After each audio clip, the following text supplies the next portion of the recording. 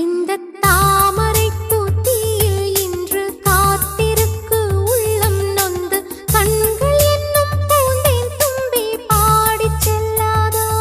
அந்த காமனம்பு என்னை சுட்டு பாவை நெஞ்சின் நாணம் சுட்டு மேகலையின் நூலறுக்கும் சேலை பொன்பூவே.